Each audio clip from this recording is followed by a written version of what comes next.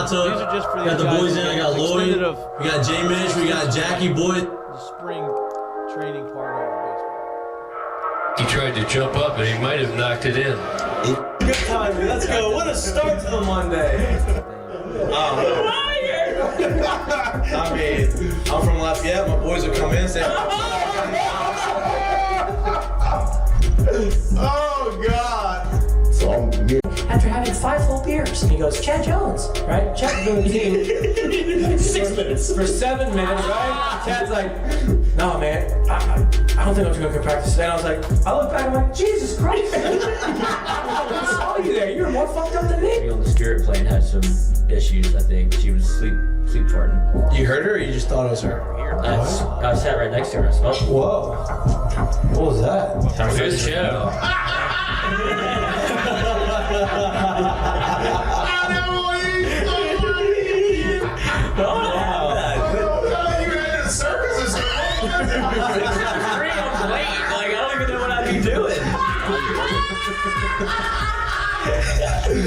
Now, when you do go to spring training, are you gonna bring your chinchilla and your turtle? My dad tell you about it. the SEC is God, they hate fat people. I mean, I get crushed for that. You know what I mean? It's like, hey, just the South, bro. You got a bunch of food down here. Like they should all Look at Lloyd. long gray pants. He goes, I'll put my pants right now.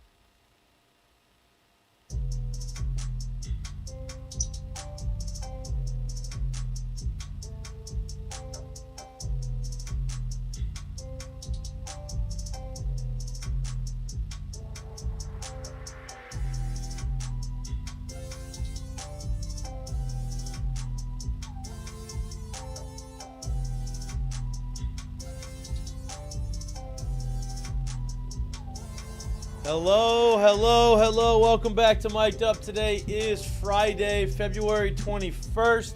Believe it or not, we got a lot to talk about. A lot of sports things that are currently happening. Spring training is about to start. LSU baseball goes into week 2 of their regular season against Omaha. Why are you putting them out like that? You know, you're not supposed to call them out yet because they're not there yet. Say a lot to talk about. It feels like LSU starts their weekend series against Omaha tonight at 4. Today at 4. Doubleheader tomorrow. The game on Sunday got moved up, so you have a doubleheader on Saturday starting at 12. First game at 12. Second game I think starting at 5. So that'll be the second weekend of our second series of the year for LSU. Listen, we're not huge hockey fans down here in Louisiana, but two things happened. NHL in their league meetings in New York brought up potentially having an expansion team in New Orleans for the NHL, which is kind of crazy to think about. I've talked about it before on the show. Going to a hockey game in person is awesome. Watching the Four Nations, the All-Star game for the NHL is what that was, which I don't know if they're ever going to do that again. It was explosive and it was awesome, and they were playing probably harder. It was a playoff atmosphere for these guys. A couple of these guys got hurt, potentially out for the year. We'll see what happens. But the United States loses to Canada in overtime. Electric game. See, electric. I'm a good American. Are you? Because I knew that Canada was going to win. I just had that feeling, whatever, the environment, the way it was built up. Felt like you'd already kind of blown your load in the first game. It was kind of similar to USSR. It's like, oh, don't you know there's a gold medal game, and obviously America's able to win that. But I still put my $10 down on America. Yeah, I mean, it wasn't like they got. I mean, they did everything they needed to do to win. They had opportunities. They didn't do it. I know nothing about hockey other than what I saw. I know it was electric. I would go there if there was an expansion team. I would definitely go watch games in New Orleans. Who knows if that's going to happen? But that happened last night. Spring training started yesterday. Right, first round of games started yesterday. There's more games today. We missed the conversation of Alex Bregman. Alex Bregman obviously signs in free agency with Boston, and then Rafael Devers comes out and says, I'm the third baseman. And there's some other guys on the team that basically said Devers is their third baseman. Devers stinks at third base defensively. Negative runs, defensive runs saved for his career. Bregman, the reigning Gold Glove winner, would be at third base, would technically be their starting third baseman, but doesn't seem that's going to happen. Bregman says the politically correct answer: to be liked in the locker room, to show leadership. Hey, I'm just happy to be here. I want to win. Whatever they think the best lineup is for us to win, I'm willing to do it. I'm not so sure the best lineup isn't having him at third base. We'll talk about that a little bit. College football, spring game going away. There's a bunch of schools that have come out now and said they are not having their spring game this year. It's going to be more of like a fan fest deal or whatever it is. Interesting conversation. I think Sarkisian spoke about that to our girl. Rachel Bonita? Not Rachel Bonita. Kay Adams? Kay Adams. Kay Adams is in Austin, Texas because she is there for Kevin Durant's homecoming. She is covering. Get this man out my game. She is covering Kevin Durant's homecoming. They are playing an NBA game on Texas campus. Oh, what's his over under? So she's there, obviously there. She's a big fan of Kevin Durant. That is why she's there. Then she drops the news of these spring games that are not happening. Saints news: Brandon Staley, new defensive coordinator. Nussmeier, offensive coordinator. Derek Carr, seems like they're trying to move away from Derek Carr. We'll see what happens with that, but the staff is coming together, obviously, right before the draft to try to figure out who they're going to bring in and what they're going to do. LSU basketball going for a 3-game winning streak this Saturday. They play Florida comes to LSU. Florida, number 2 team in the country, playing against LSU at 5 o'clock on Saturday. And last but not least, and certainly going to be a topic that we talk a lot about, because we've talked a lot about it over the last 4 years since we've been doing the show. ESPN and Major League Baseball are cutting ties as of now, right? They have up until March 1st to renegotiate a deal. They've come out in the media saying that they're going to cut ties. This is probably going to be the last year ESPN has TV rights unless they come to some sort of agreement. Is that a good thing? Is that a bad thing? They've already basically cut Major League Baseball from ESPN coverage. And so we'll see. We'll talk about it, though. What? Why are you looking at me with those, wide eyes? It's like Jay's ready. Yeah, he's back. Jay, welcome back. Lloyd tried to out you, but I got you out. I got him out of there. You set the desk up. Is the desk set up? We'll see at the end of the show, baby. You've been building. Bob the Builder. Yes, he can. I've been building. It's not fun. I meant to say this. I can tell you that. I meant to say this on the show. So we're here at our studio, which is to help you build something. Yeah, this could potentially help you build something or have everything half built. We are at our studio at indigopapers.com. These guys have been awesome to us. Obviously, they have provided Lloyd with some goodies that he's enjoyed, and obviously us some goodies. So they said they dropped a new, I don't even want to call it a flavor, a new style THC seltzer. Usually they're flavored. They have now dropped agreed upon legislation in Louisiana where you can only have 5 milligrams of THC infused in these drinks. And so one of the new ones they're doing is it's just the normal sparkling mineral water. If you don't want the calories, if you don't like the new additive stuff or the flavor, if you just want, maybe a mixer, would it be a different thing? Maybe, maybe a little mixer. That could be dangerous. A vodka drip. That could be dangerous. But this is the sparkling mineral water from Indigo. So it's the drip, so to say. It's pretty good. Damn, I need to give me some of that. It brings a whole. It tastes like sparkling water. Brings a whole new meaning to the word hydration. 5 milligrams, nothing though. You could, if you're a beginner and you've never had them, this is a good way to start. This is great for Hey. going to the baseball game. Well, listen, Little that's teaser. That is I'm not going tonight. It is. You stay hydrated. Get a little. You can stay hydrated and feel good. Maybe be relaxed a little bit. Put it in a water bottle. Yeah. Yep. Or a breast milk bag. Yeah, but they play tonight. They play today at 4:00, and then they have a doubleheader tomorrow. Obviously, they're playing Omaha, which isn't the competition is still not up to par of what LSU is. So we're not going to spend a whole bunch of time previewing the weekend.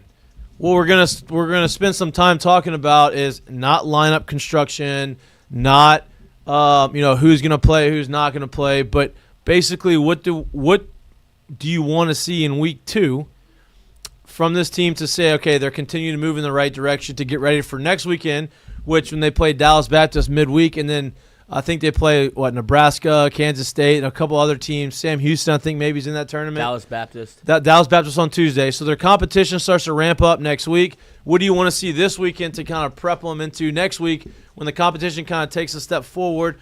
And that's 2 weekends before SEC play starts. So that's going to be a majority of the LSU baseball conversation. So with that, Jay, what do you want to see from these guys? Because look, we've done it, we've seen it. You get through the first week of the season, you have the energy of obviously opening day and season started. Then you come in this weekend, you still kind of have that energy, but the weather's a little chilly, it's kind of shitty, kind of cold. You have a doubleheader tomorrow. A team that's not great. What do you want to see from the boys this weekend to give you confidence going into the next week when their schedule kind of ramps up?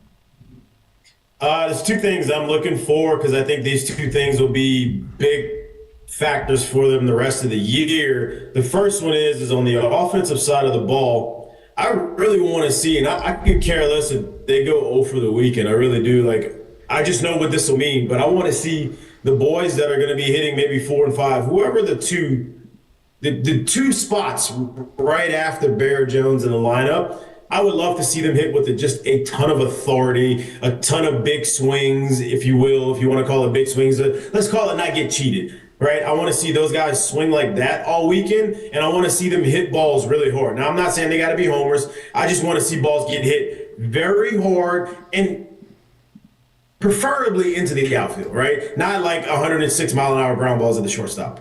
Right. I don't really think that that's going to scare too many people off. But I do think if those guys can start showing that and they start showing those signs early, then this thing kind of starts to open up for Bear Jones a little bit more because people start to understand that these guys behind them, they're not getting cheated and they're not missing many baseballs. That's the first thing. The second thing I want to see is, look, I know the kind of talent and ability that the pitching staff has, and I know the kind of talent and ability that the starters have. But it's not very often that you see just straight up dominating bullpens in college baseball. So I wanted to see this bullpen once again come out and just be locked down, shut down, dominant, overpowering, just suffocating the strike zone. If those 2 things show up for me again, that's when I start to believe, okay, this is something different that we're looking at going forward.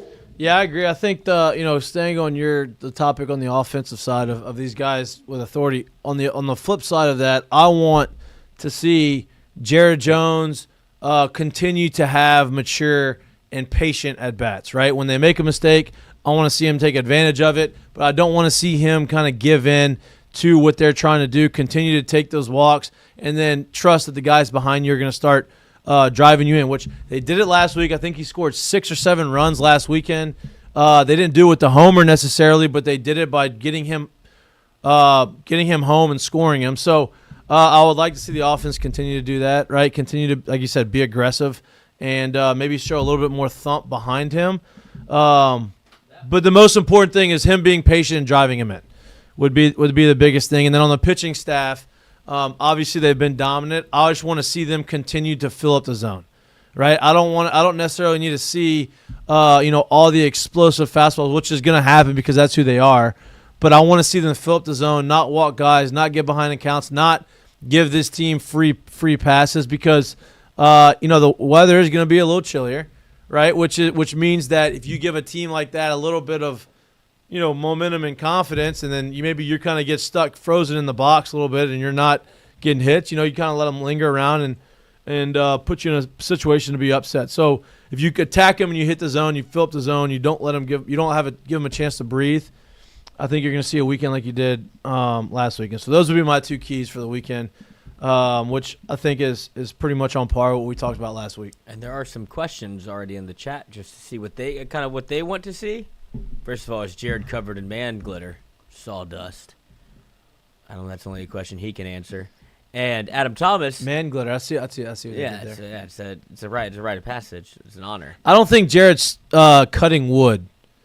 You know what I mean? I don't think he's sanding down tables right now. When he says he's building something, I don't believe that he is cutting the 2x4s and measuring it and building the table by hand. I think he's following instructions and screwing in a lot of things. I mean, am I wrong, Jay? No. I'm a sawdust guy. Yeah. It seems like it. Yeah. It seems like it. Yeah. No. Okay. Like there's calluses. I'm a sawdust guy. Yeah. I'm like sure. Jesus the carpenter. That's it. All right, what were you saying, Lloyd? Ironic that Jesus died the way he did, considering his profession. Here we go. Jesus Christ. Okay. Or his father's profession. Probably knew his way around it. But Adam Thomas, I really want to see who establishes as the dude that protect Jared Jones. You're not going to see that this weekend. I think you're going to see guys. You just have to have the guys behind him swing it and be aggressive and drive the balls in the gap. They're not going to pick that guy this weekend. But if you do it this weekend and the next weekend and the next weekend after that, then you're going to start getting that guy.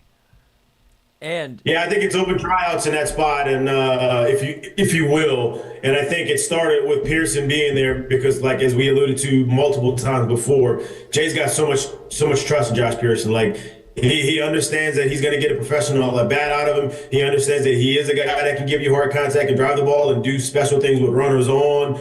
So it starts there. So I'm with Mikie on this. I don't think you're going to see it this weekend at all, but the people that are placed in those positions understand that this is an open trial for you to solidify yourself in that part of the lineup to be a force there. Lloyd? And this goes off something that I was kind of looking forward to see how they handled this weekend because of what they're facing rather quickly. I guess now that you have, obviously, programming note, game today, doubleheader Saturday, not the other way around. Yeah, that's you thought. Right. Yeah. Whenever – I took a lot of speed reading classes. Whenever you get through the ACT, you kind of just glance and figure out it from there. That was a poor mistake on my part. But they do play today. Doubleheader on Saturday, day off on Sunday. But even with that, the way that it's constructed for opening, like pitching-wise, do you think that they have any thought or rhyme or reason as to how to approach they still have a game on Monday that they moved, switcheroo. Yep. And how they approach Wednesday, which is actually a relatively clearly your biggest test of the season, but something that you could probably see also be in the postseason at some point. Like, you saw them schedule it last year where they had Holman throw against Texas, if I'm not mistaken. Yeah, but that's a little different. It wasn't as solidified, which I think is a good thing. That's a little different. I don't think that they changed the rotation this weekend. No, it's already out. It's Cade, Iacon, Shores. You're just talking about who comes in and pitches and how do they handle Monday? Yeah, just because I think with at least a day off on Sunday now, I wonder if that puts anybody else in the. No, I don't. I mean, I don't think so. I think they're gonna go do the same thing that they've been doing. They did last weekend, right? Where they're gonna let the starters go for whatever their pitch count is, and then once they reach that, you take them out, you put the other guys in, and you just get through the game because you do have an off day on Sunday. Then you play on Monday with another off game on Tuesday before the Wednesday Travel game. day to so Wednesday. I think they have enough break in between the games to be able to do it however they want to. So in that case, would you, I guess, manage the bullpen differently because you have so many guys, right? And you have some. Go ahead. Yeah, I don't know. Here's my question, because this is what I'm wondering. If you get the same type of games that you got last weekend, does he go about pretty much using the bullpen the exact same way? Because if he does, in my opinion, he's kind of telling you what he thinks about the bullpen and where the pecking order is as of today. Like I'm not exactly sure that that's what I think it was going into last weekend. But if you get the same kind of games and you pretty much get the same guys out the pin pretty much at the same time, that might be telling at this point. Yeah, I agree, and I think I don't see why he wouldn't do that, right? He did it last week. I know he didn't really know, but that was his first impression of what he saw leading up into the season. That's who he had confidence going in based off that. I think maybe some of them will be matchup based, depending on who they're facing in the lineup. But I think that you're going to see a similar rotation and similar pitch schedule of the guys and when they throw as you did last week. Because you had every starter go 5 last weekend. I'm just looking through the box score. Cade Anderson went 5. And who knows? Maybe Omaha says, no, we want to play. We want the 7-inning, 10-run rule. And well, I'm wondering if he would advocate for that. Clearly, he always has wanted to play 9, but with this truncated schedule and having to travel and all these things, if they would be, I don't think he cares right now. I think they have enough guys to where they should be okay. Because the reason I ask is I'm wondering what you do with like a William Schmidt. Is this an opportunity that you save him a little bit? Like, I'd like to see him start. Maybe you throw him out there against Dallas Baptist, and you're like, all right, put your feet to the fire. Let's see what you got, young buck. Yeah, I mean, he's got starters. Jay's obviously showed that he's going to throw multiple innings. He threw 3 or threw into the third. 2 2/3. Right. He almost threw 3 full innings in his first outing. So he's going to throw multiple innings, and so that could be a guy, or maybe that's a guy where he says, hey, you're going to just piggyback. Let's say a starter goes 6. Okay, you're going to finish the game off. Yeah. And just have those 2, and then he's done until next weekend. Because of these guys that I'm looking at, like, I'm just wondering how much of these guys have, like, stretch potential. With Case and Evans, I know Zach Cowan does because he's a former starter. Connor Ware, it feels like he does. And so I'm just trying to figure out, like, Jaden Newt, Cade Woods, but of the guys that have thrown multiple innings, it's outside of starters has been Connor Ware through 3, Zach Cowan through 3, and you have Will Schmidt with 2 and Case and Evans with 2. And so I'm just wondering if, like, I'm trying to find out who that potential starter is for Monday. Well, then you also have Gavin Guidry hasn't thrown yet. That was leading you into that because there's a bunch of questions in the chat about when you see Gavin Guidry, if you see him this weekend.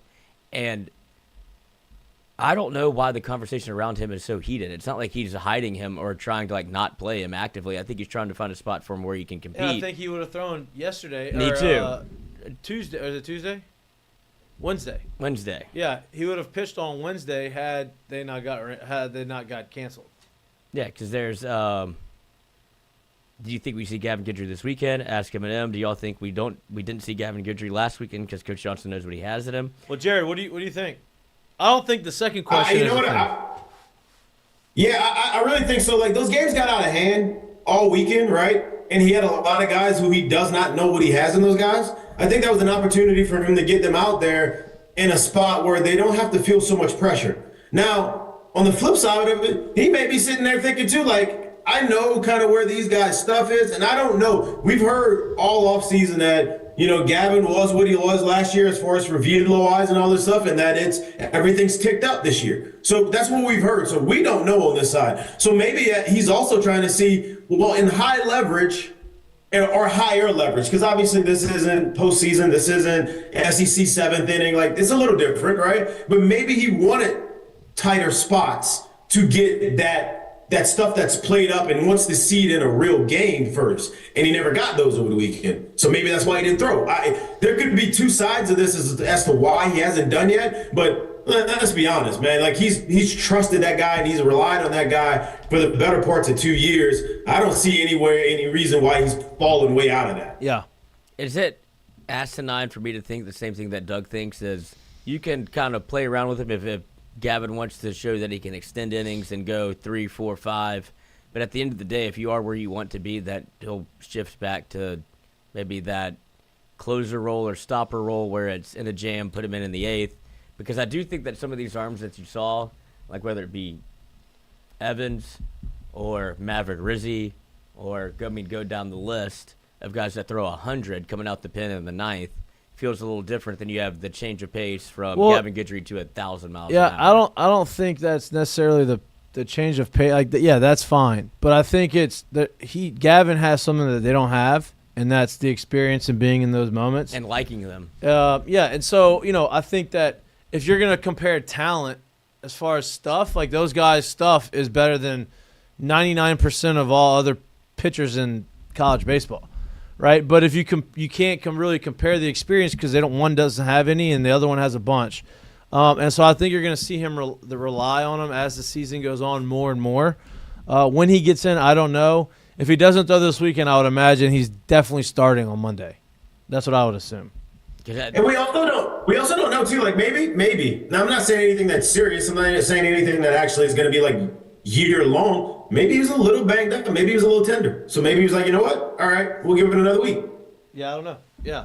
So, but if coming back in on Monday and talking about the weekend as a success, I'm not even going to talk about they swept them. They're supposed to, right? What I want to talk about is the pitching staff did it again.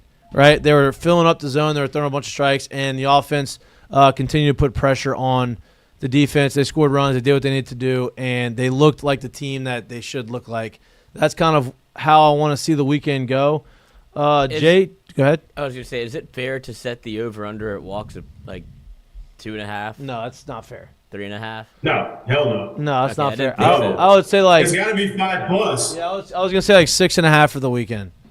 Yeah, because here's the deal though. Sitting on 3. If they walk 6 guys, and they strike out 40 guys, that's still outrageous. You know what I mean? Yeah. So I just want to put it in perspective for people like, the walks are up. Yeah, no. Like no. Because even when I'll be honest with you. If they go 3 games and they walk 10, I'm still gonna be like, it's pretty damn good because we're talking about less than 3.5 a game. Like, yeah, still pretty good. Right. Because it was Connor Ware that he only had 1 walk. He got behind and counts. And that was like a huge talking point. It's like, what are we talking about? Yeah, he got behind. He got behind in a 3-0. He got in a 3-0 count twice. Struck out 1 guy. Walked 1 guy. And you can look at it 2 ways in that, right? Okay, hey, he needs to stop getting behind because against better competition, they're gonna capitalize on that. Or, hey, he got behind the count, but he was able to battle his way back and get the outs and grind through his outing because sometimes you don't have your best stuff. So, depending on how you want to look at it, I'd like to look at the positive side of it. No. And see what happens. See what happens. Like, hey, grinding through it, got out, came back, competed, got himself out of a hole. Pushed himself in a hole, got himself out of a hole. Might be like, I expect 0 walks this weekend. I don't That's know why not that the even case. happened. That's not. Being positive and realistic are 2 different things. That was yours. Yeah, 2 different things. But that's what I'm saying. Man. I don't know how much to put on this as it felt like to me as an outlier of like 3 walks is crazy, but I think so many people are gun shy from last year as to when you saw yourself get behind accounts, put people on, and you tried to force people in situations where you didn't have as many arms as you do up to date. But I think that's what people are worried about is giving free passes, and the other part of it that happened last year was like not being able to hit with runners in scoring position where you left 1 million people on base all the time, and then you gave out. Like, the reason they lost to Southern last year is they were like 9 of 18 with runners in scoring position with 2 outs. Right. And so I think that's what people are like waiting to see happen. But this is a totally different pitching staff.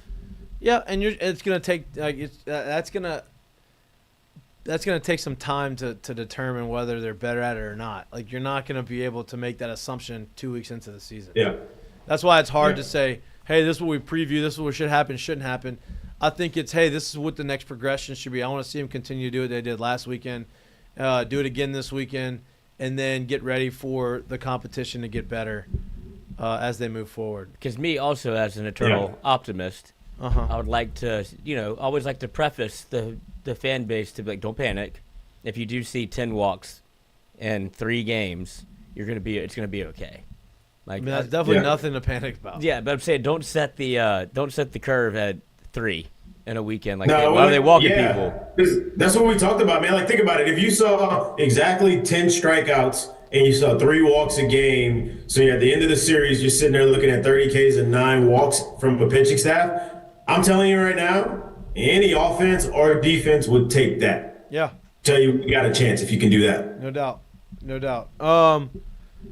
But yeah, if you're going out to the box this weekend, bundle up. It's gonna be a little chilly. And windy. Man's allergic to the cold weather. No, I just listened to me. You have no sun. There's nowhere to get any type of escape from the chilliness. So I just never. I don't like playing baseball in the cold weather or watching it. Well, you're not playing. That's why you just or watching it. He missed out on sweet tickets, which is why he's upset. No, I didn't miss out on sweet tickets. I just don't want to go. I'm going on Saturday. I am going the first game on Saturday. Doesn't want to go. But I'm not going tonight. I'll watch it on TV. Live stream watch party? Yeah. Case Did you watch hockey last night? I did. I did too. I didn't really know what was going on. I just knew that it was electric and it was fun. It was awesome and what happened to crazy that it was the All-Star break. That's how they're playing during the All-Star break. Am I crazy to think that they should bring back? Do you remember the video game that had like the rainbow puck so you could see where it was? Can we do that on TV? Is it like has that technology been lost? Do you know what I'm talking about? Like the video game, like the NHL, like '96. Like I can't see shit, and I feel terrible for the goalie because they'll stand in front of him, and their reaction time has to be off the charts, like F1 driver, because they're snagging shit out the air, and they're like, I'm just kind of guessing. Coach, these guys throw their face in front of this frozen piece of rubber. A lot of people had a hockey stick last night that put their foot out. The guy's hot. That's a very polite way of saying frozen piece of rubber, too, if you've never picked up a hockey puck. Right. That shit is heavy. Frozen, like, dense piece of rubber. Not only did that guy block it with his fucking his cleat, his stick shattered in half because the puck went right through it. And they're like, they see that happen, like, I'm going to put my face in front of it next time. And then they see the guy, okay, damn, this guy's got a wide open slap shot. Let me dive in front and wear it off the ribs so that and they did that. Like it's wild. Hockey's awesome. I hope the NHL decides to have an expansion team in New Orleans. I don't know if that's going to happen, but would be great. Would be great. Did you watch it, Jay? I did not. I was once again, I was full of you're building the desk and everything, but I was listening to it. I just didn't watch it. I couldn't see it where I was because the way I was set up and everything, I was putting in work last night. Underneath the desk.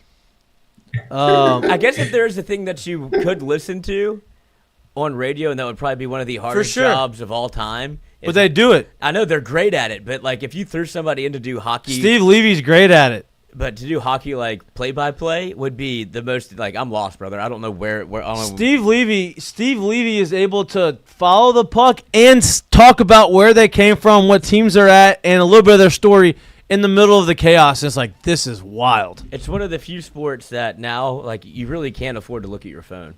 No. You'll miss something. No. I'm a hockey guy now, Pick a team. I'm going to watch it.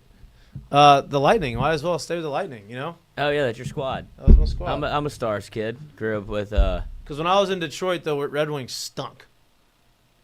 I think all of Detroit was in a bad spot. Well, baseball wasn't terrible. I mean, it got terrible. You got a good football team now. Terribleness. Football team wasn't good. Great now.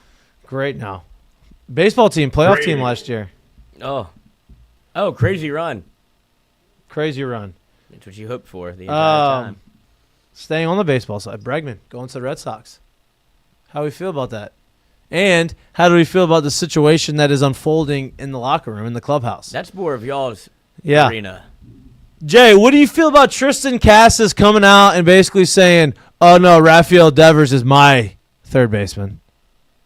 Look, I'm going to be honest with you. The defensive metrics are, they are what they are, right? Obviously. Like, I'm not going to sit here and say that they're bad. I don't think they're necessarily PFF level numbers where you just look at them and you think they're so skewed that it's like, we're not really looking at this. But I can tell you from a baseball fan and someone who's kind of studied the game or watched the game over the last couple of years, I don't ever really remember the thought process of being like, man, Devers is bad in the field and he is costing them a lot of games. Now, I'm not sitting here saying I've studied the man singularly and watched every game and watched everything he does. I'm not saying that. But I don't ever really remember feeling that. And for a guy who swings it the way he does and is the kind of bat that he is in that lineup and force that he is in that locker room, if it's going to affect who he is, and you can say what you want to say, man, like, guys start identifying themselves with something. And I understand we all kind of look at it sometimes as, oh, you should just do whatever you want to do. I think it takes a special kind of cat to do that. Yeah, I'm just saying. I don't think everybody that steps into professional sports can sit here and say, "Hey, coach, you just tell me which glove and which spot to hit in, and I'll go do it." It takes a special kind of cat to do that, and that doesn't mean special kind of talent, a special kind of person, right? And so if he's not that person, and it's going to affect how he goes out there and plays, I think there needs to be some awareness of, all right, how are we going to go about this situation? Because this is who he sees himself as, and if he's not this, then maybe he's less confident. Maybe he takes off. Maybe he gives you less. And if that's going to take away from what you're getting, then it may be more of a detriment than it is a help to the team to put someone else in that spot. Yeah, and I think look, Bregman's come out and said that he's willing to play wherever they want him to play. And he's going about it the right way. Yeah, no doubt. And so Bregman is. I think that it's not really debatable on like as far as who's the better defender, right? I think Bregman has proven that over his career, but at the same time, he is more versatile, and you can put him at second, short, third. You can put him in different positions. Devers is a third baseman or a DH, unless he wants to play first, which he ain't playing first because you got Cass at first base. So Bregman says, all right, whatever they need me to do. If they want to play second, fine. Trevor Story's at shortstop, and at least to start the season, I believe that's going to be the case. Now, Alex Cora did come out after he was asked about that, and he said, well, the GM that promised you that you would play third base is no longer here. So, did insinuate that he's going to make the ultimate decision. Alex Cora's been in the locker room. He was a player. He's been known to be a very player-friendly manager. So he understands how important the culture of the locker room is. And so if he believes moving Devers out of the third base spot is going to ruin the culture and it's going to affect the team long-term, he's not going to do that, at least at first. I think if he does it later on in the season, it would be because, hey, it's obvious that we have a weak link defensively at third base. We're going to figure some stuff out because we need to keep you in the lineup, but we can't keep going this way. Here's another thing you got to look at it this way, too, because I think this is part of it as well. Alex Cora was part of that squad and part of that staff when Bregman was in Houston and they were winning championships there. So you got to believe when Bregman signs a contract that gives him the opportunity to opt out after each and every season, that before he signs this contract, there was conversation between him and Alex Cora in terms of, hey, I'm coming to play with you because I trust you, that you'll take care of me how it needs to be done. And I'm not saying that means he's going to play third base, but that does mean that he's going to take care of him in terms of, I'm going to put you in the best situation to maximize your time here, your money here, and whatever contract you're able to sign once you finish here. You got to believe that was part of the conversation as well. For sure. And I think the Red Sox made some good moves in the offseason. I think Bregman's obviously the highlight of that. It's going to be interesting to see how they maneuver the lineup and how they maneuver this. But I think Bregman, they're going to figure it out. They're going to have the right mentality within the locker room, and I think Bregman's going to do nothing but help the team win. And from the chat real quick, Evo asked, wasn't announced when the Red Sox signed Bregman that he would play second? I think that's isn't that what this kind of controversy is that like Devers went out of his way to say, I'm going to play third. And yes. It was like, that wasn't really. And here's the other conversation, and this is, I don't know if this is the right thing to say. You've been in, how old is Devers? 27, 28, 29? I would imagine. Somewhere 27 plus, yeah. I'm not exactly sure, but 27 plus, I'd imagine. I would imagine that 28. 28. I would imagine he got to the United States at 16. That's in Dominican years. So. Right? But I would imagine he's got there at 16. So 28, 16, that's 12 years. That's 12 years that you've been here playing baseball. You would imagine that at this point in your career, being a veteran, being the big, you don't really need a translator anymore to go about the interviews. But he had his translator. To me, it's like, I think that De La Cruz is the guy that's like, I wanted to learn English, and now he's going up there and speaking English like it's, his language. I think it's probably just to protect yourself from what happened with, was it the Mets closer? But he wasn't. That was a whole different. Right, but deal. It's just the fact that your words can get misconstrued, especially in I get that. Particularly like pick your words closely Yeah. situation to where it's like I want to cover all my bases. But I mean, I think he could have said that in any language and it'd been like, I get you. Yeah. He didn't Yeah. really- Yeah, I think not everyone takes the initiative as serious as others in terms of learning the language and making sure that you do that. And whether he did or not, that's on him. He's obviously really loved in that clubhouse. But yeah, I do think you got to remember too, man. Like you said, 12 years. That guy's been bringing one type of glove to the field every day.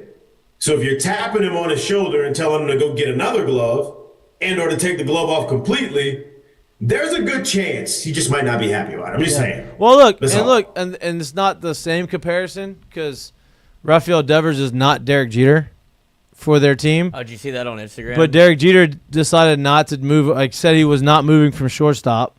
And A-Rod came in as probably the better shortstop. Probably the better shortstop. Definitely the better shortstop. And he says, okay, I'm going to play third base. And it worked out. They ended up winning a World Series together. But, similar situation here. I'm not moving from third. The other guy who's better than me at third base, okay, I'm going to go somewhere else. Yeah, I think it's A-Rod, for what he does in public situations and who he is, that's probably the best thing he's ever done to recognize. Not great at reading the room, I would imagine, A-Rod, but for him to be able to, like, recognize situations like, why would I go to the Yankees where I'm obviously trying to win a World Series and be like, no, I want to play shortstop over the captain. Like, I know I'm better at it. Everybody knows I'm better at it, but I have to acquiesce. Like, Devers isn't in that spot. No. But he's also so much younger that he feels like, why would I move now? I'm only 28, and how old's Bregman's 30? Bregman's 30. Right. It's like I'm the younger guy. I want to be able to stay at my spot, even though Bregman's probably a better fielder. But, I mean, if he wants to stay at third and continue to hit the way that he does, it's probably not worth the conversation, but it's just something that could have been kept in-house, in my mind. Yeah, no, and look, that's... I can tell you right now, because you're not wrong about that either, but if he's thinking I'm the younger guy, he's also thinking, hey, bro, I've been wearing this glove since 16 years old. Right. I ain't putting on another one. Right. And, I signed for $332 also. I mean, at some point, yeah, and he's too young for it. But at some point, he'll end up being the DH. He's gonna put. I mean, Mikie was the same way. I'm a third baseman, first baseman. DH or first, and now I'm a DH guy because I can't move. Right, Yeah, it's better actually, for me. Yeah, but if I want to keep playing, Yeah, but it'll be interesting to see. Obviously, spring training is an exciting time for baseball fans. Hopefully, there's a lot more energy around the baseball world. I feel like Major League Baseball has done a relatively good job of keeping. Maybe it's just my algorithm. It's mostly Pirates, Skeens, but I've been seeing more stuff from spring training than I usually do. Like you were talking about Skeens working on pitches, and then I just saw him throwing the two-seamer away, and people are like, "This is not fair to." And now he's got a cutter. Yeah, and now he has a cutter, but it was somebody that also played a professional sport. He goes, this solidifies that hitting a baseball is the hardest thing to do in any sport ever. Like, just watch it. It's like, who can? Well, hit and I think that? that's really cool. Seeing these teams be able to do that, have the camera angles from there, live at bats, and kudos to Frazier because he goes out there. He's a starter for the Pirates. He didn't have to go take. Listen, live at bats suck. I fucking hate live at bats because it's you, the catcher, the pitcher, and sometimes there's an L screen, sometimes there's not.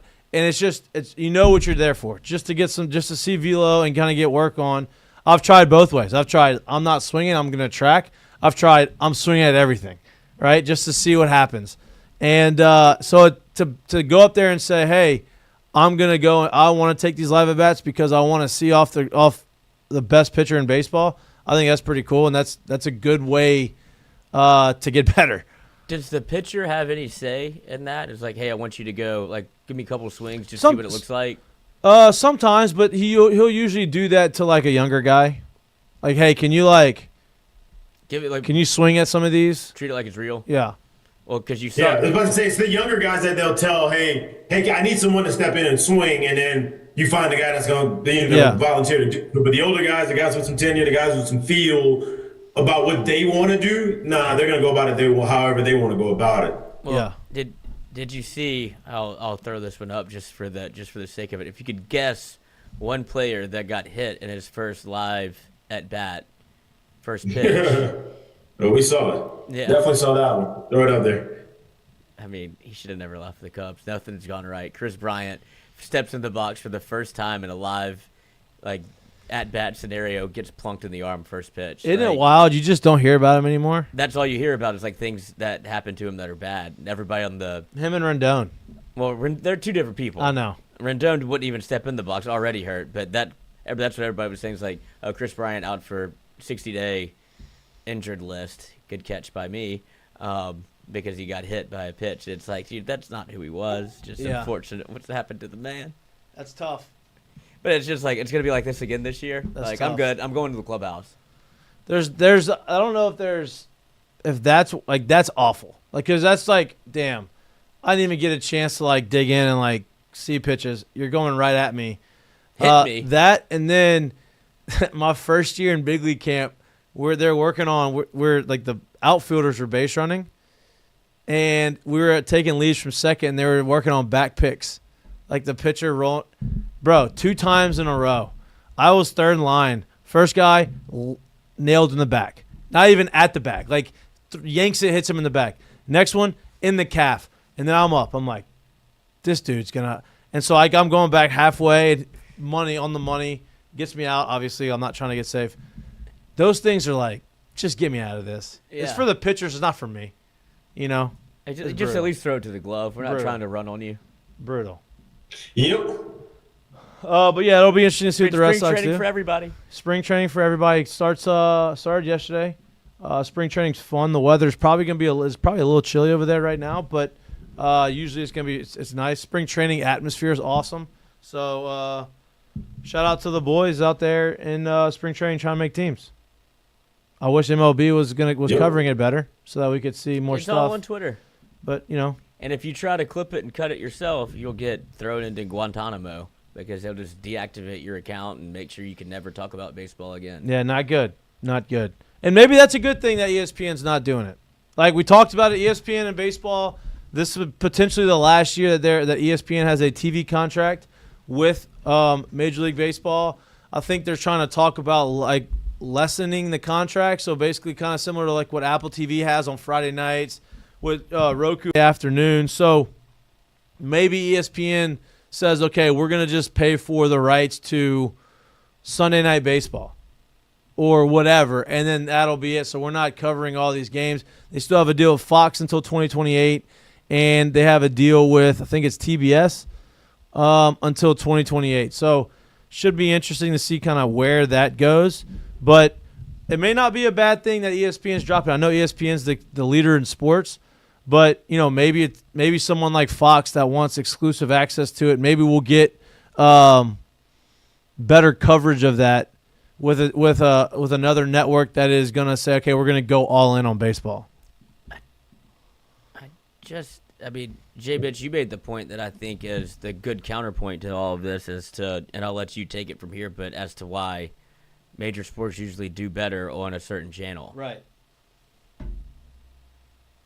Wait, I'm confused at what part you're poking at right now. Like, because I think you've seen what's happened with the coverage of hockey by ESPN. When they go all in on a sport, it feels like it gets more popular, and it feels like that's where the dispute kind of came from. Yeah, I think I think if the move is being done as to what I suspect is being done, I think it's a great move in terms of baseball trying to whatever was in the contract and in the language that they had before. They obviously feel that has not been lived up to and that the game has not continued to be growing. Because think about it. Throughout the year, even in the season, but even right now, like you turn on the TV and everything that gets played up until 12, 1 o'clock in the afternoon, you go through the get-ups, you go through the first takes, you go through the McAfee shows. There's not much baseball coverage. And for the worldwide leader in sports to not be talking about baseball during the season, in the offseason, think about it. The offseason goes by. Pretty much the only person you heard that got talked about that was signed was like the Shoheis and the big guys that came over, like literally the guys that came over from the Japanese league. But you didn't hear about pretty much anyone else. And so for you to not cover it that way, it kind of kills the sport. It's died down because it's no longer in the news. It's no longer talked about. And you're not, the people that are doing these shows are not basically being held their feet to the fire to put that stuff and that information out. And so if that's not going to be put out, then it's hard for the sport to be grown because there is no more baseball tonight. You don't have those guys on ESPN anymore. So where's the conversation at if you don't have anyone talking about it? Right. And I think that's kind of part of, I think in my guess, if they went out and said, hey, you're not covering us, we want better guarantees and we want more out of this. If that was what this move was for, to actually posture and leverage ESPN, it's probably a really good move. Yeah, I agree. I mean, who do they have? But I also couldn't see a world going forward to where ESPN doesn't have, it's mutually beneficial for them to both have baseball on that platform. So I would imagine they would get something figured out. You would hope. You would hope. Look, basketball viewership is less than baseball viewership right now.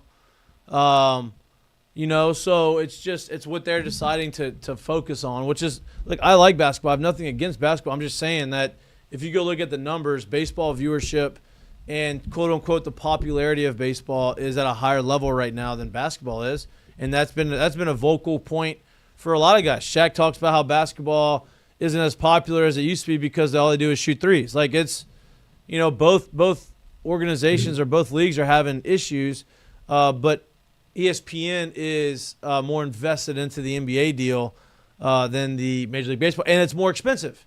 That is why they're more invested. Money talks, right? Hey, we spent this much money. Our contract's almost up. We're not going to spend any more money with you. We're just going to have to go all in on this because we've already paid for it. So are just people watching less sports? Like, aside from football, whose numbers continue to grow, it seems like every other platform is. But baseball, like the viewership of baseball has gone up from what the numbers say. Right. That's what I'm saying. So what if you're ESPN, would you not look into that and be like, oh, this is maybe where we should shift our coverage? But it feels like it's so segmented as to where you get your coverage. TNT has basketball. Right. But there's a bunch of former players that are currently not the way they're promoting the product is by negging it to death, to where it's like, that's one way to get a girl at the bar. It's like, I don't like this. I don't like you. I don't like, this is what it should be. And then I guess that works for some, but you can see the players are like, look, I understand what the product is. And then you had Subban on, like, last night going on every platform ever to dog basketball and promote hockey. And this is, in my mind, this is a great attempt by hockey to take, I guess, set the second seat at the throne for what's covered and what people like the most. And he does have a good point where you can't fake hockey. Like, in basketball, you don't have the same amount of buy-in every day in and day out. And in hockey, if you don't show up and try, you're going to get your break. Yeah, it's like football. Off. Right, like you can't fake it. In basketball, you can have days off where they take it. Like hockey, they'll play through whatever. Right. But I think this is you're comparing one thing of playing for your country, which will sell to anybody at any point, any time. Like if you say it's Team USA versus whatever, people are going to watch versus another country. People are going to. You bring in nationalism, and it's like, I don't care what this is about. I'm going I'll go watch curling. Right, and they are taking advantage of that because of what they did, which is great on the NHL. Now, when they get back to the regular season, it's probably going to go back down to the normal viewership, maybe a little bit more, but it's not going to. That's not sustainable to that. Now, on the baseball side, and look, I like the guys that they have. I say, like, the guys that they have the credentials they have, and the reputation they have around the baseball world is second to none. Obviously, A-Rod, Big Papi, Pedro, all those guys, Jimmy Rollins. I feel like there's got to be different personalities that you mix in. It just doesn't feel that – it's hard to relate, I think, in the United – like in here to the personalities that they currently have. Basketball, I mean, you have loud personalities. Football, you have loud personalities. And even on the shows. And I think that's kind of what's missing on the baseball coverage. Yeah, I would agree with that too. Like, I just to throw it out there, like, you what is it, TBS or TBS that takes baseball as well? Yeah, that has it. So TBS, they took the approach of going to some of the absolute most notable names in baseball ever, right? You look at anybody that's talking about baseball on TBS, and it's Jeter, A-Rod, Big Papi, Jimmy Rollins, Curtis Granderson. It's like all these names that if you know baseball, you know these names, Frank right? Thomas. And I'm sure they're paying a very pretty penny for it.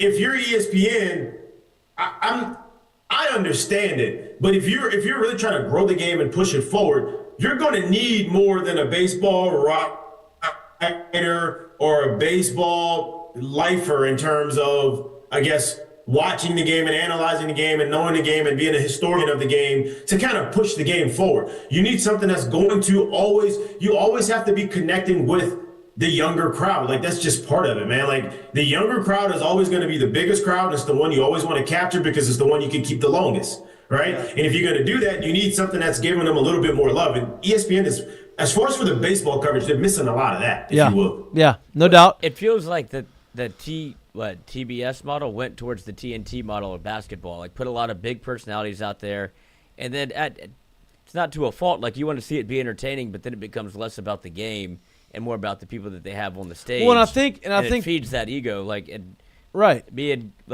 Conkle say the same thing. Like, nobody loves A-Rod more than A-Rod. Right.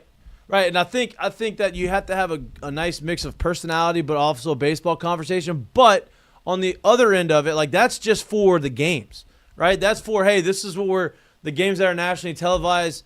It's the stuff around it. There's no national talk shows on baseball. No, it's MLB Network. Right? You have to have it. Yeah, like, there's no, like, hey, you're seeing these personalities promote the game of baseball and all these other shows. No midday show in baseball that are on ESPN or any other really network that's talking about baseball if they are for an gambling. hour.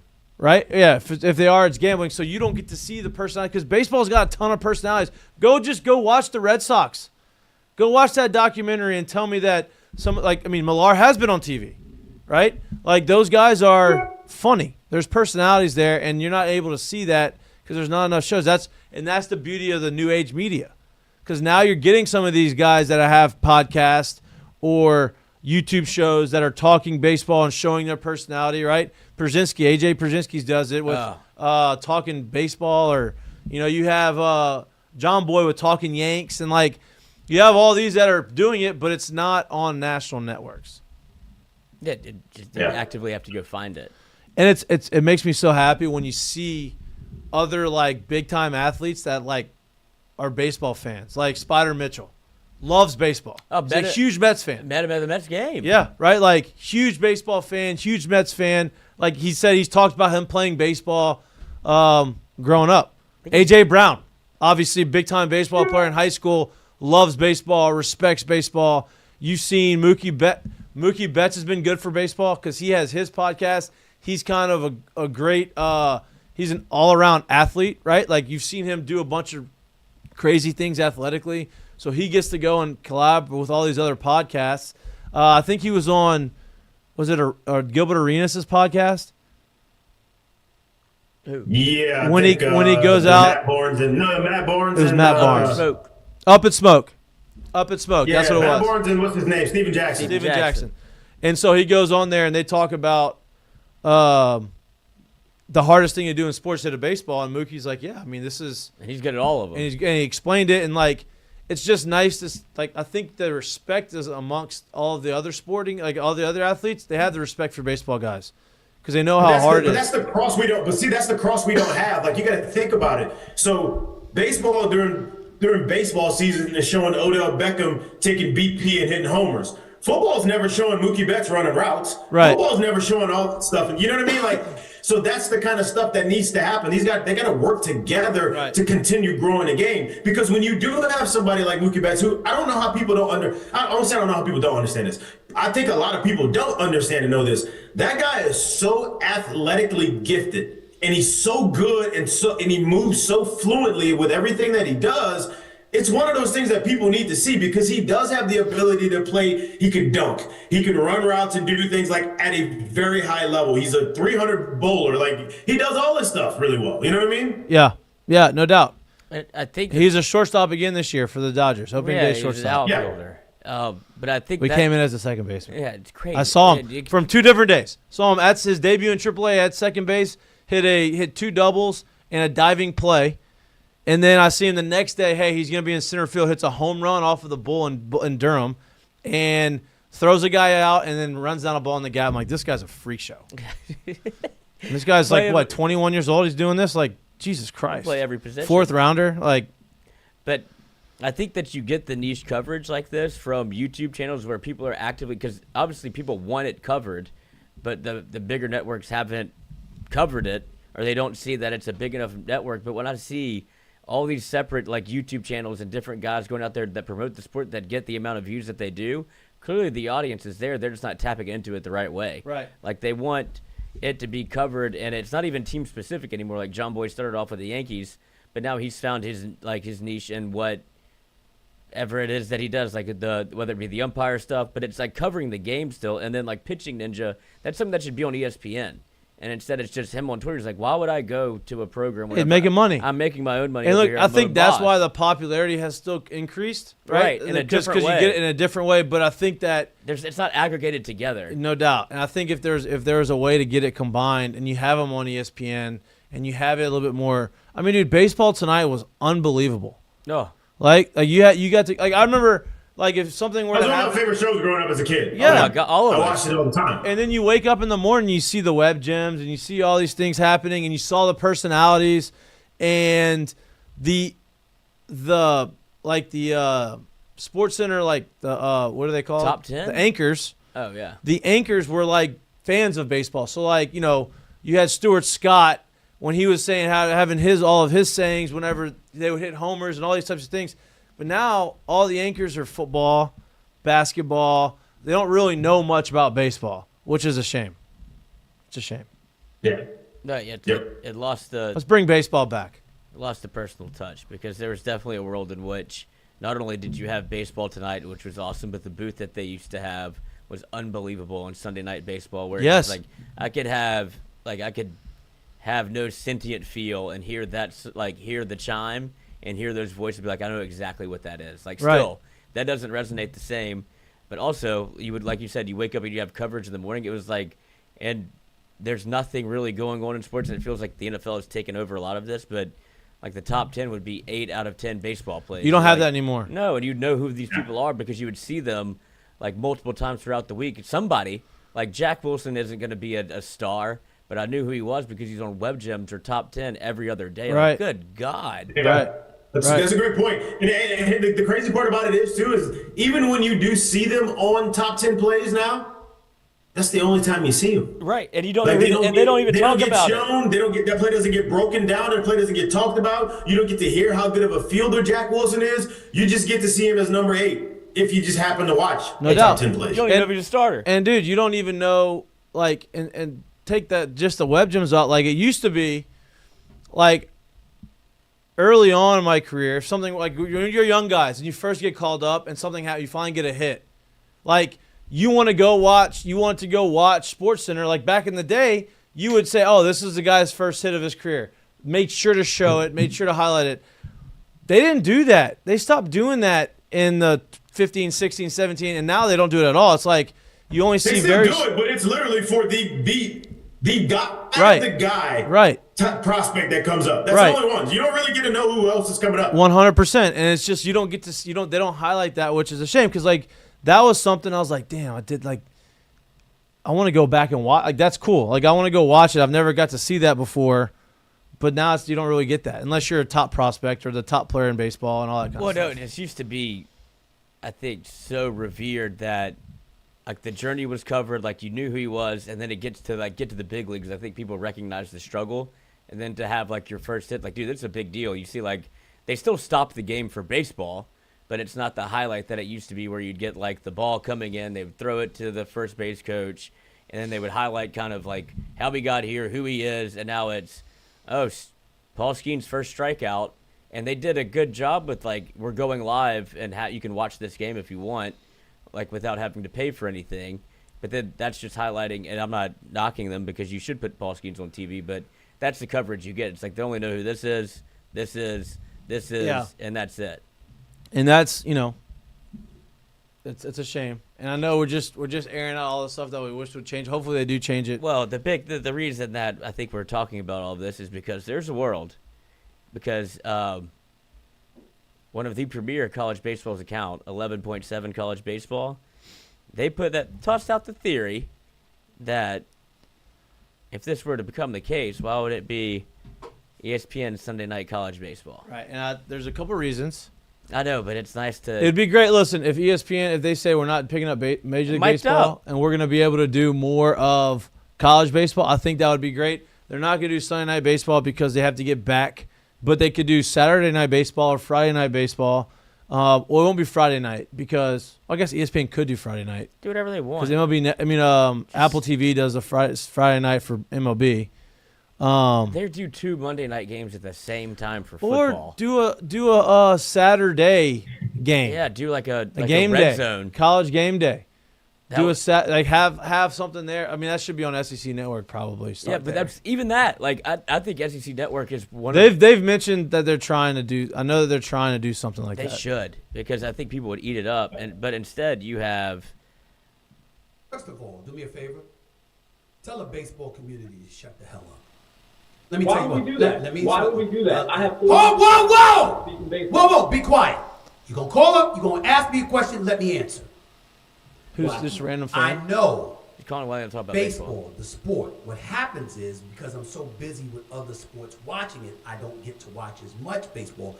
But the reason why we don't watch as much baseball, Fuzzy, if you did your homework, is because people don't care ratings-wise when we're watching baseball. We're trying to change that. First of all, Like They don't care. Well, that's just It's just I don't think Stephen A. is sitting down and watching a lot of baseball. no, First of all. no.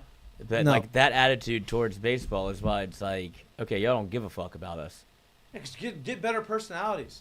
Yeah, like don't make Stephen A. be the one to have to go to watch 16 different things. You had it figured out for a minute, but then you became ratings hungry and crazy about, well, it has to be about this, it has to have a take on that. Yeah. Like, or you could just like have. At the end of the day, it turns into this, man. Like, let's just tell the truth about it. No one would probably want to watch Damian Woody break down baseball. Right. Right. Never That's what- played it. At the end of the day, Stephen A. is a sports anchor. He's never played it, right? And so you can only have so many people that have never played the sport talk about the sport and people still care at the same time. When you don't have anyone that's really been on there, that's really been playing the sport, and like you're saying, when it comes to personalities, I get it, but you got a lot of baseball historians and guys that are not truly connected to the baseball crowd today, right? And so if you're never going to really try and put an effort to connect to those people today, well, you're not really going to get people following it. One, because you don't have guys that have talked about, that have played the game and that really understand it. And two, because you're not connecting with the people that you have talking about it. Right. It just doesn't work that way. Yeah. Yeah, you'll get exposed real quick if you don't know ball and you start. If it was all baseball guys doing Sunday night, countdown, I guarantee you the ratings they'll shoot way down on that when it comes to football. Like, it's just how it goes. You don't want Tom Jackson breaking down Rafael Devers' swing? Yeah, it just wouldn't work. It just wouldn't work. Yeah. It's something I think everybody knows needs to That change. ball They got know they need to change jacked it. up. Yeah, we'll see. We'll see. What was the segment? Kiss it goodbye. You have all the homers. Yeah, it's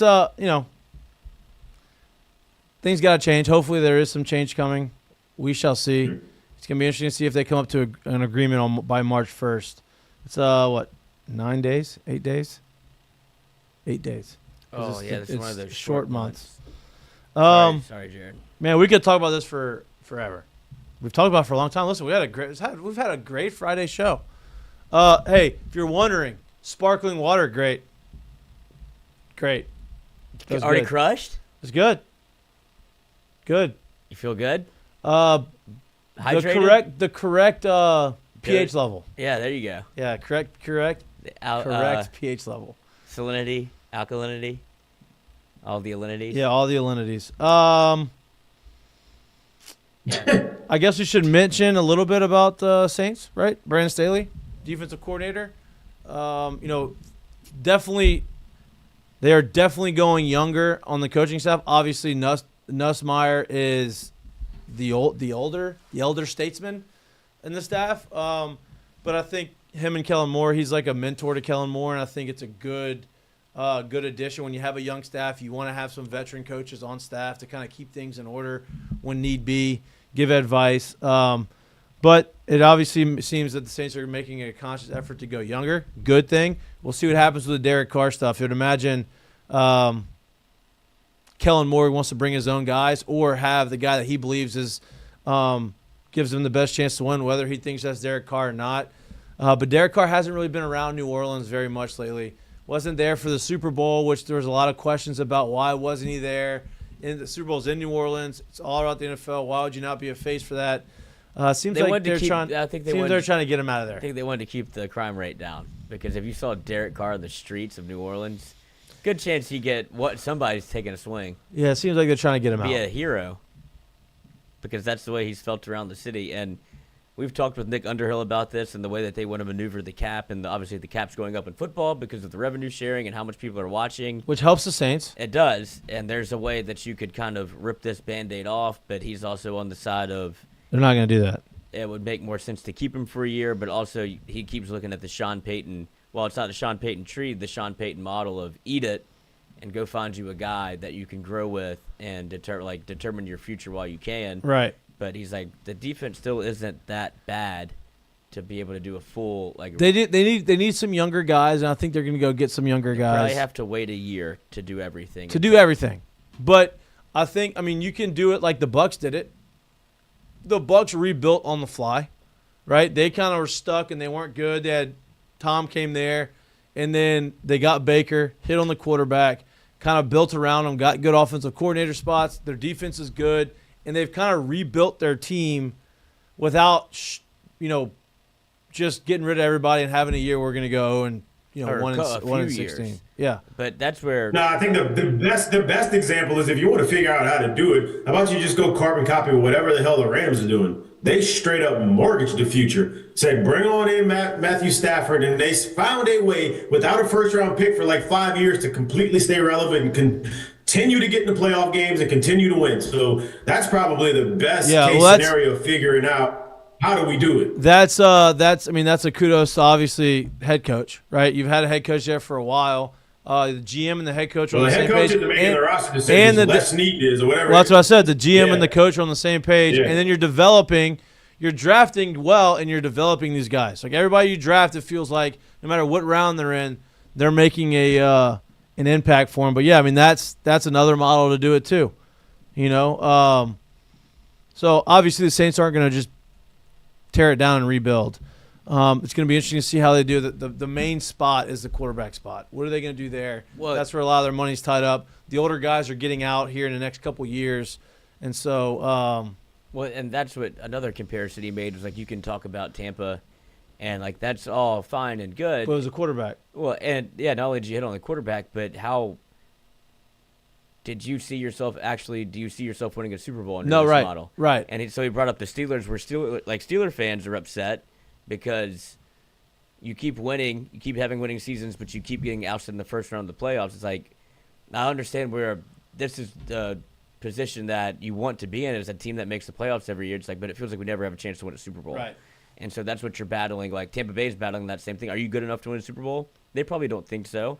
But in the same thing, if you win your division and have a home playoff game, and then you're as close as you can really get. And some teams, like, it's not just the way the league's the way the league's constructed. I think a lot of times we take the human element out of this situation and completely forget. Think about as a man, as a person, as someone with that kind of power over that much money, making those kind of decisions. You're not going to find many of them say, you know what? I was wrong. Let me completely tear it down and rebuild it. They're always going to try to find a patch for it instead of saying I was wrong until you bring in the next guy. And I think it's really hard to sit here and think that Mikie Loomis is going to completely tear it down and try to tell you that he was wrong for so many years. I think that's going to continue to be the repatch work until you find a way to say, you know what, I think we need to move on from that. And I'm not saying you can't repatch back. I just think it's a longer process probably to get into that. Yeah, I'm not even saying they need to tear it down and restart. I think that there is an avenue where they can get younger and better and continue to progress. Because listen, Kellen Moore's not getting hired to tear it down. You're not bringing in a young coach to say, oh, if they wanted to do it and tear it down, they would bring in a coach, an older coach, experienced coach, a Mike McCarthy to come in and say, hey, we're gonna do this. We're gonna give you 3 years, but you're gonna help rebuild it. You're probably not gonna survive it, but you're on the back end of your career. You're gonna rebuild it. So then we hire the next guy after that. They didn't do that, so they're obviously not tearing it down. They're gonna set them up as best they can for success, and hopefully they have it, because New Orleans is a lot more fun when the Saints are good, as opposed to when they are bad. Yeah, they have you talking about getting a hockey team. No, the NHL's talking about getting a hockey team, not me. That was not me that started that. That actually was a real conversation amongst the big players in the NHL. I do think people would be interested just a little bit if whoever brought in the hockey franchise, somebody threw the name the Brass around, which I thought was good. Like, sounds intimidating, like the Brass. Yeah. Or it could be a trombone.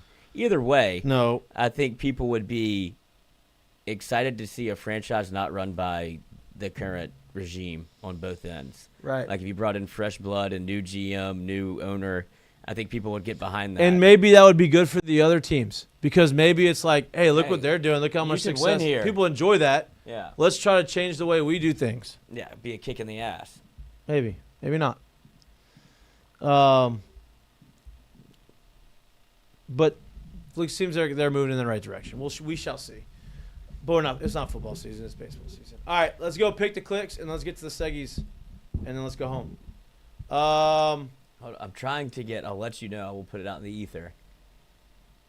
Paul Zarang did send in the swing to be broken down. Did he? Yeah, but I just don't. I'm trying to find where it is. All right, so that's another segment that we're starting. I know, that's why I wanted to get it off the ground. Yeah, and we need to talk about our updated scores going into the weekend. I'll have that too. So, you want to do that before? Let's do that before we get to pick to click. So, our fantasy teams of the LSU team, we have the updated standings or the updated scores. Now, what we're going to show up there is not going to be the actual team. It is going to be the team total. The team totals as of now going into the second weekend. So it is your full team combined. It's a full team combined. So as an example, we have our first place. Look, this is a long season. Yeah, it's going to continue to evolve. My team is built for conference play. Yeah. Mikey's team. Getting off the hot start. So you're saying you're last? Yeah, shut up. Hot start. Hot start. My one gets hot when it gets warm. Hot start, good. It's a nice little cushion, trying to build a nice little cushion before we get into SEC play.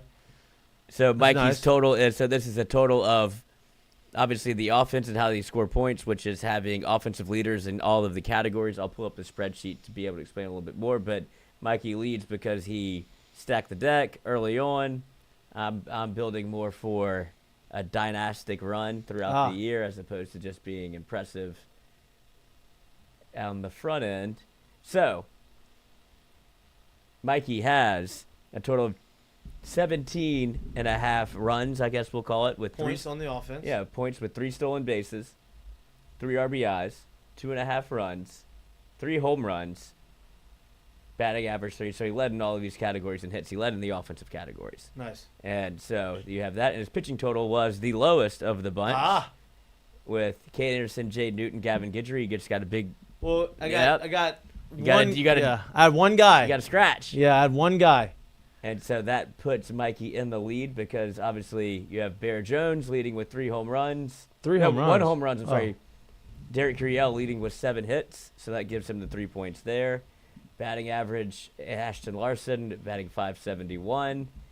And then the home runs are all tied at 1. And so he added those up. And then the runs scored, you have Bear Jones with 7. And then Ashton Larson with 7. God damn it. Ashton Larson with 7 RBIs. And so that's how you get to the 17.5 total. We'll go to a different team. Which, second place, Jared Mitchell with 22 total points. As he has, on the run side, the leader on his. You have 2 people in second place with, hold on, let me find it. You got your 1.5 points from Daniel Dickinson with 6 hits. Home runs with 1, and then I'd see RBIs. Daniel Dickinson's carrying you offensively, and 9 RBIs. And then Josh Pearson gets you another point with 3 RBIs, being second in the league. So totals up to 11. Your pitching team at 10.5 points, tied with me, but you have Anson, Schmidt, Cade Woods. So he had a good on the mound. Anderson had 6 strikeouts, so that gets him 2.5 points. And then William Schmidt with 4 strikeouts, so that's 2.5 points. ERA 1.8, and then the WHIP. I don't know what that really means. Whenever I'm pressed on it, so that gets that gets you up to 22.5, and then there's my team, which steady as she goes, 17.5 points total. Hey, You acted like, first of all, you acted like I had the lowest pitching score, and it was like way lower. Jared had 10.5, and you had 10, and I had 10. Hey, third place is third place. You acted like I was like way down there. But Can you throw that picture back up there real quick? I think that's a perfect picture for Lloyd. They didn't have me, any of me incredible. in Omaha in an LSU uniform. They got pictures of me in Omaha, but hey, we're all chasing a championship here.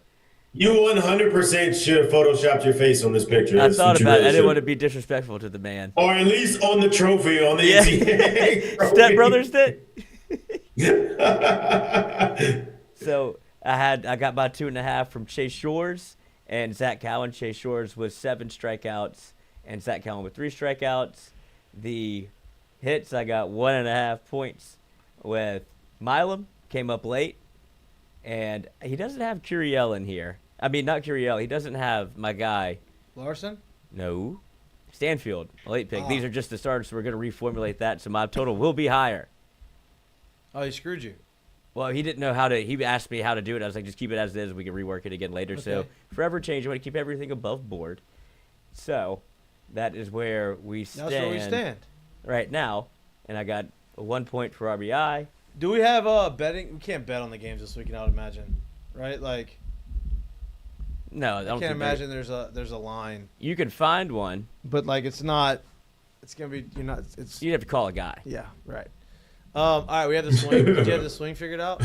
No, I gotta check. Let me check. He said it could be on. I checked spam. It's not in here. So he didn't give it to us. No, he sent it. He's adamant about it, and I believe him. But I just don't know why it's not going through. He said it check spam. Check my spam. I want this to work more the than right anybody. guy. Yeah, Did he spell your email address right? he did.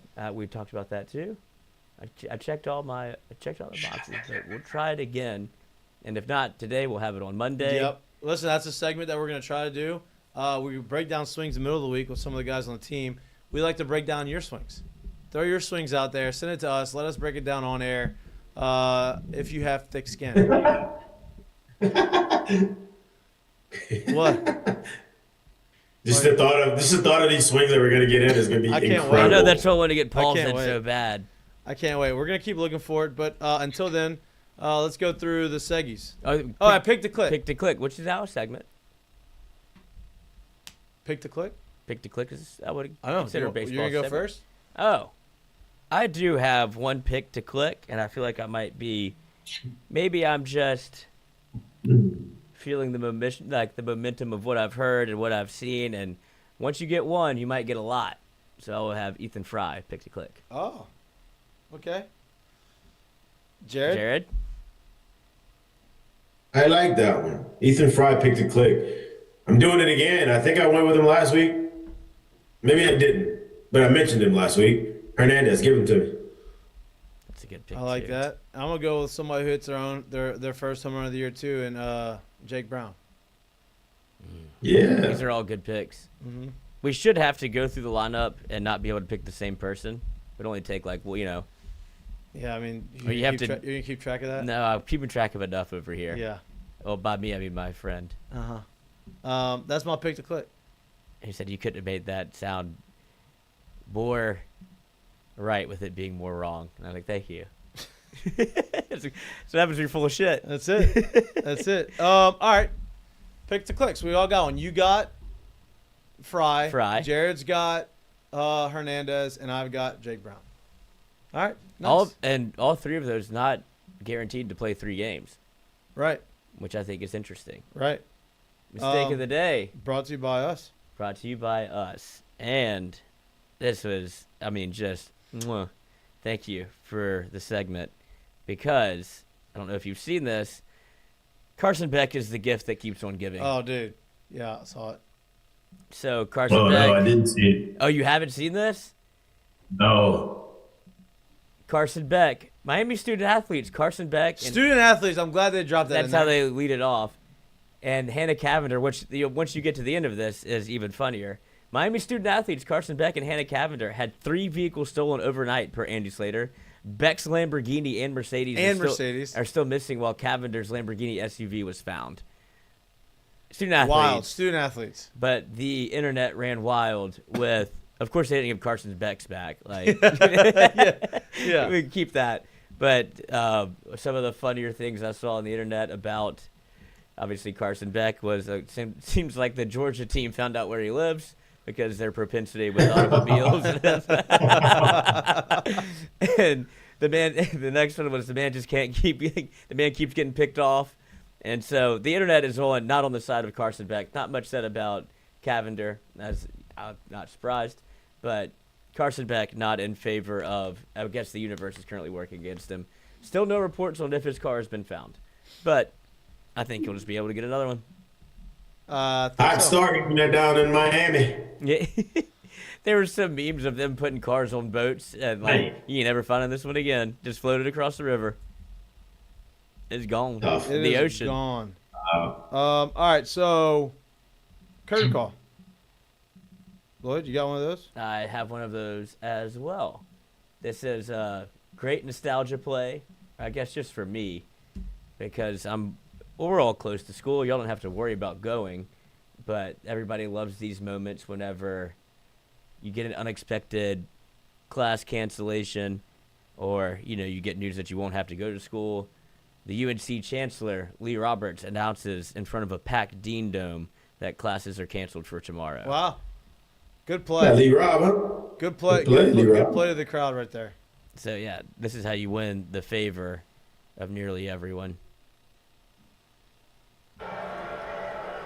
Classes for tomorrow are canceled.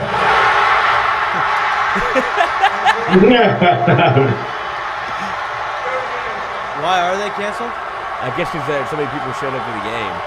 I don't know who they're playing. But, I mean, you can't make you might as well hit a buzzer beater. I mean, that's great. And listen to the Classes pause. for tomorrow Or canceled. The other team's like, shit, now there's a lot of Get the booze bags out.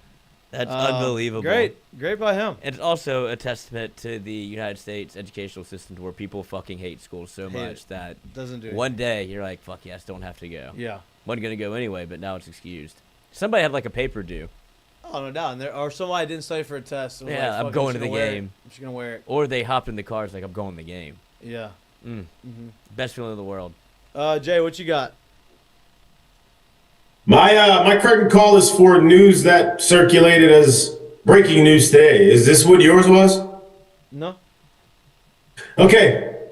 So my curtain call will go to the New York Yankees, who has finally gotten rid of the clean shaven rule. That was almost They are right. now allowing cleanly manicured That's how those beards in the New York Yankees organization. Now, I will say this, which is, I don't think people outside of baseball understand this as much as it's done in baseball. Around baseball, I think a lot of why people in baseball for players never truly cared about the facial hair thing, unless maybe you're the one that's getting traded over to the Yankees. I think a lot of reason why people never truly cared about that is because the Yankees is pretty much the only organization that it didn't matter if you were in the Dominican Summer League, if you were in the Arizona Spring Training League, if you were in AAA somewhere. It was literally from the time you signed the paper and said you were a New York Yankee all the way up through 17 years of being a Yankee as a Derek Jeter, it was clean shaven. Everywhere else, that's not a thing. Right. It's, hey, you're in the minor leagues, so shave your face. Hey, you're in the big leagues, you can wear it however you want.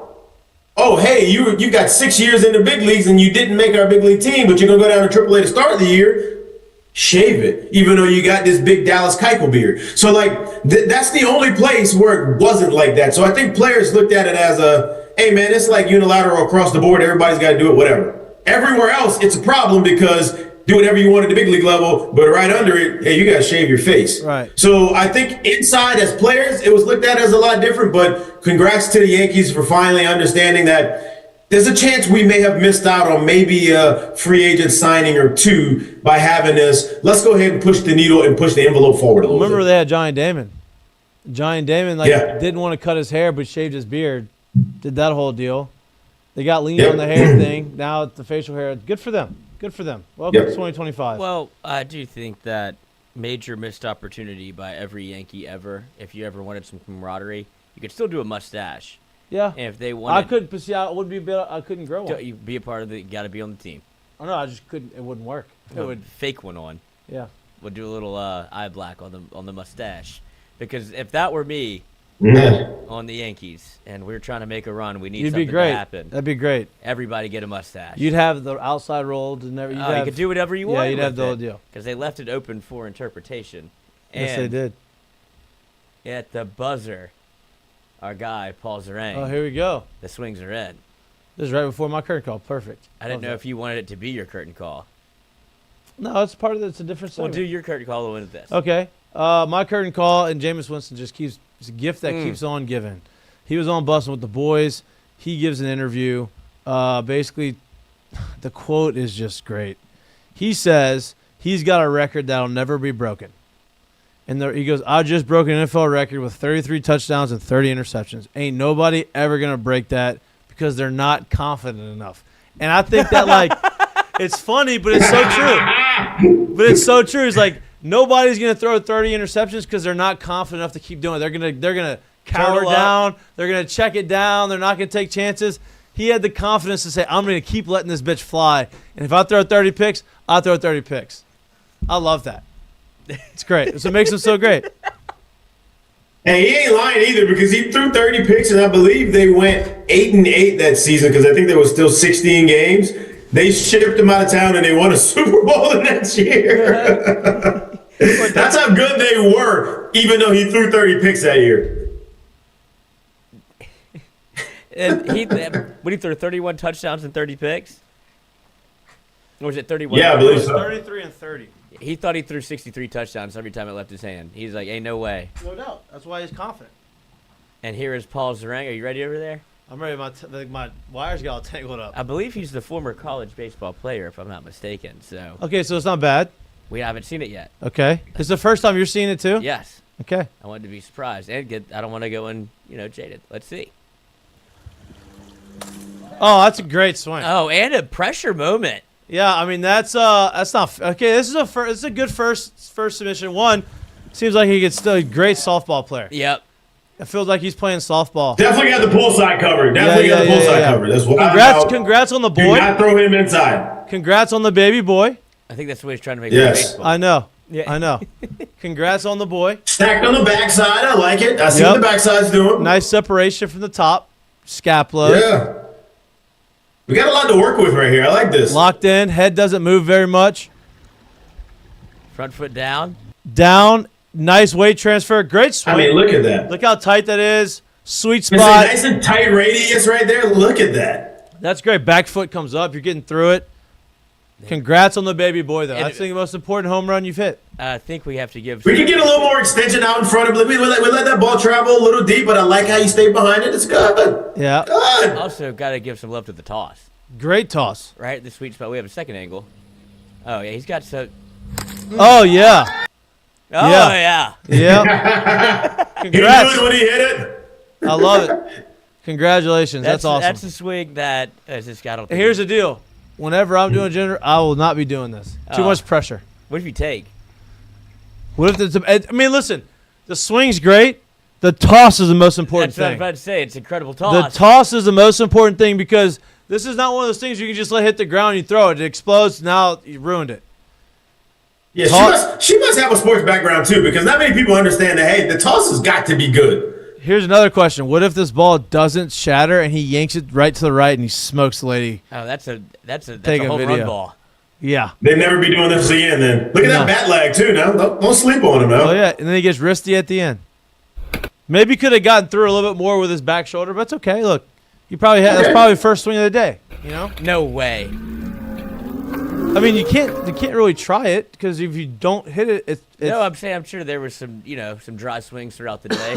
You think? Oh yeah, you don't go into this with Is he here? Can he listen to? Oh, is yeah, he? he's in the chat. How many times did y'all practice the throw before the throw was executed? He's gonna say none. You know this. I think he was doing the old. No. But how many times did she practice the toss with a real ball? Oh yeah. Before that, because the toss is the most important part of that. It's not the swing. It's the toss. This is the chat's amazing. Great swing. And he goes, "Be easy. It's a gender reveal." Like, dude, no, I think that makes it even better. No, it makes it even he went better. Full send, and Andrew Messina, that man is not going backside in slow pitch softball. Deadpool, congrats to the couple. Then you play in the league where you can't pull it anymore, and you're like, Yeah. damn, that's an out now instead of a Too many homer. home runs. Instead of a homer. And then also the bat flip, congrats, man. That's awesome. That is awesome. That is great. Congratulations. That's the man that has a swing that probably thought that. Translatable. Well, he thought that powder was going to be blue. No doubt. I'm glad it is. All right, that's a great way to end the show. Congratulations. Powder. Congratulations on the baby. Beautiful Sit thing. in more. Congratulations You're on not the going boy. to get roasted all the time. No Good doubt. swing. It's a tough one to follow up. Listen, that's a great first one. Yeah. You got a gender reveal and a good swing. Send them in. Yeah, because you never know what we could have gotten. It could have been bad, and people would be like, "Oh no, I'm Yeah. not putting anything in this." Send them in. Send them in for next week. We're looking for. I think it's gonna be a good thing. It's gonna be fun. All right, that's all we got for you today. Beautiful Friday here. It's a little chilly. If you're going out to the game at 4 o'clock, I will not be there. I'll be watching on ESPN Plus. Enjoy the game. Please like and subscribe to our YouTube channel if you can't watch us, but you like listening to us or anywhere you get your pods. We appreciate y'all. We love y'all. Enjoy this weekend. We'll see you on Monday. Real quick. PSA, Royce Godon. Lineup is out. Stanfield, Curiel, Jones, Larson, Dickinson, Milam, Braswell, Brown, Hernandez. There you go. So all the pick the clicks are in. No Fry, not No Fry's Fry. not. Fry's Yeah, not in there. We're gonna have to have let's play a little speedball, boys. Top 3 have been the same every lineup, every game, which is that's a good sign. Every single game this season, the top 3 of the guys in the lineup have been the exact same. Larson now tasked with protecting Bear Jones today. Yeah. We'll see what happens. Hope he stays hot. Real quick for Paul Zarang back with an answer for your question of how long did you practice? He goes, for weeks. You could tell. You could tell. He knew how important the toss was for weeks. No doubt. Oh. But yeah, They didn't do it. again, congratulations, They didn't Paul. do it. Congratulations. We'll see y'all next Monday. Enjoy your weekend. Oh yeah, LSU basketball, 5 o'clock tomorrow against Florida. Going for 3 in a row. Going for 3 in a row. On a winning Number 2 team in the streak. country. Peace. Go Dan. For weeks. For weeks. I could.